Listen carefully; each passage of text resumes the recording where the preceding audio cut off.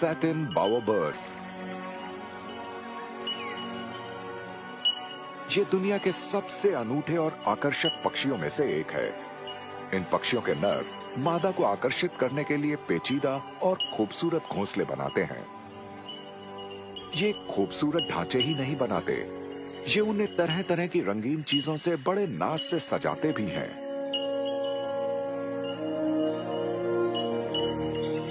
आज कुछ जगहों पर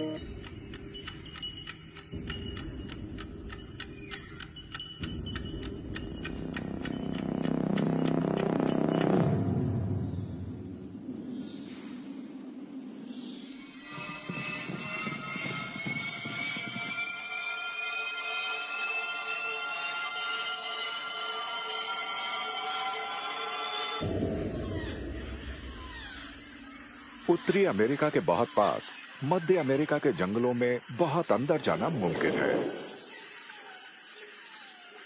ये वही रास्ता है जिससे कॉफी हमारे घर तक आती है।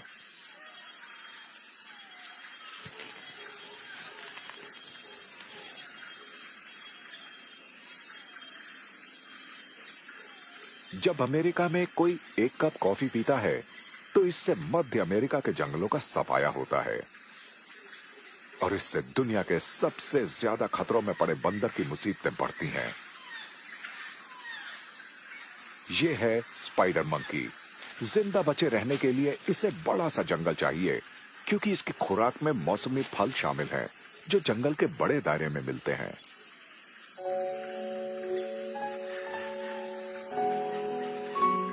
उनके जंगलों का लगातार सफाया होने से ये खत्म होने की कगार तक पहुंच गए हैं।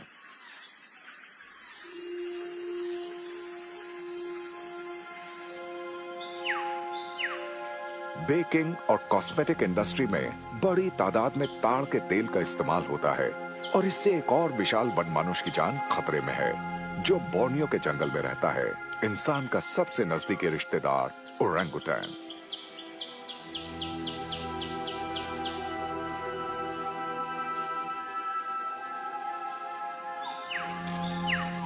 ताड़ के पेड़ लगाने के लिए जंगल साफ किए जा रहे हैं। ऐसे में ओरंगुटैन को या तो मार दिया जाता है या फिर अपने इलाकों से खदेड़ दिया जाता है।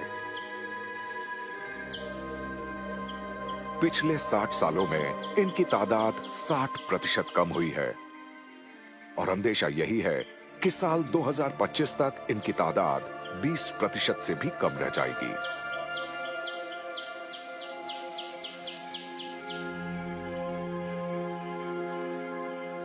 बड़ी तादाद में ओरंगुटैन को खदेड़ा और मारा जा रहा है और हालात नाजुक बन चुके हैं क्योंकि इंसानों की तरह इनके प्रजनन की दर भी बहुत धीमी होती है। मादा ओरंगुटैन का अपने बच्चों से एक मजबूत जज्बाती रिश्ता होता है। अपनी पूरी जिंदगी में ये बस 3 या 4 बच्चे ही पैदा कर पाती है।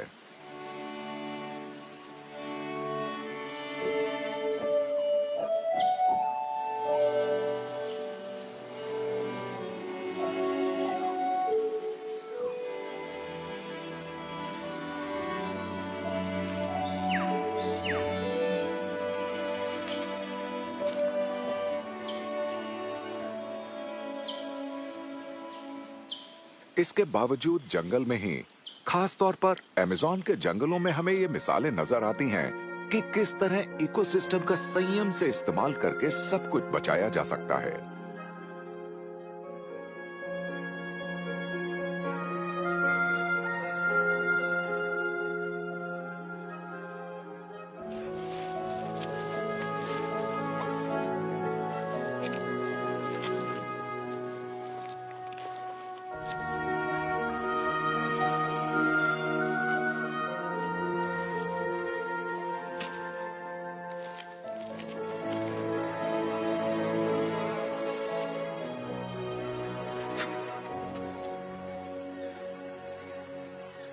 जैव वैज्ञानिकों ने दिखाया है कि दक्षिणी तामिंगडुआ या कॉलर्ड या लेसर एंटीटर जानता है कि अपने इलाके के संसाधनों को कैसे संजोया जा सकता है।